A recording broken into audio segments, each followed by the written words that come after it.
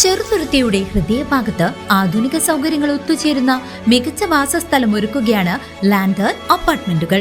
Shoranur railway സ്റ്റേഷന്റെ തൊട്ടടുത്ത് 2 BHK 3 BHK ഭവനങ്ങൾ, വിശാലമായ പാർക്കിംഗ് ഏരിയ, ജനറേറ്റർ സൗകര്യം എന്നിവയും ഒരുക്കിയിട്ടുണ്ട്.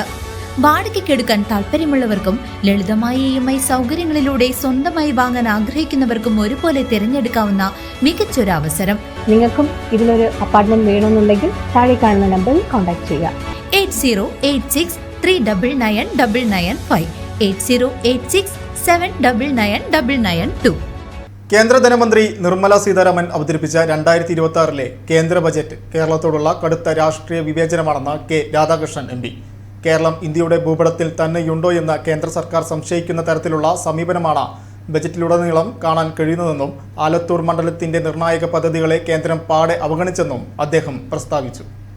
കേരളം ആവശ്യപ്പെട്ട 21,000 കോടി രൂപയുടെ സ്പെഷ്യൽ ഫിസിക്കൽ കറക്ഷൻ പാക്കേജ് കേന്ദ്രം പാടെ അവഗണിച്ചതായി കെ രാധാകൃഷ്ണൻ MP പറഞ്ഞു.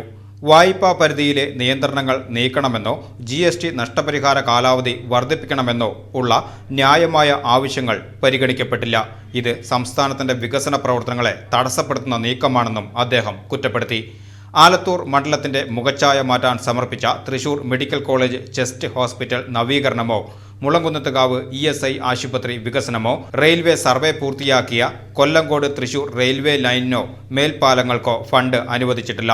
കേരള കലാമണ്ഡലത്തെ സെന്റർ ഓഫ് എക്സലൻസ് ആക്കുവാനുള്ള പദ്ധതിയും നെല്ലിയാമ്പതി പറമ്പിക്കുളം ഇക്കോ ടൂറിസം സർക്യൂട്ടും കേന്ദ്രം അവഗണിച്ചു. കേരളത്തിന്റെ ദീർഘകാല സ്വപ്നമായ എയിംസ്, അതിവേഗ റെയിൽ ഇടനാഴി എന്നിവയോടുള്ള കേന്ദ്രത്തിന്റെ മൗനം പ്രതിഷേധാർഹമാണ്. ആയുർവേദത്തിന്റെ ഈറ്റില്ലമായ കേരളത്തെ പുതിയ ആയുർവേദ ഇൻസ്റ്റിറ്റ്യൂട്ടുകളുടെ പട്ടികയിൽ നിന്നും ഒഴിവാക്കി. റബ്ബറിന് താങ്ങുവില പ്രഖ്യാപിക്കുന്നത് ഉൾപ്പെടെയുള്ള കാർഷിക മേഖലയ്ക്ക് കൈത്താങ്ങാവുന്ന നടപടികളൊന്നും ബജറ്റിലില്ലെന്നും പ്രവാസികളുടെ പുനരധിവാസ പദ്ധതികൾ അവഗണിച്ചതായും അദ്ദേഹം പറഞ്ഞു.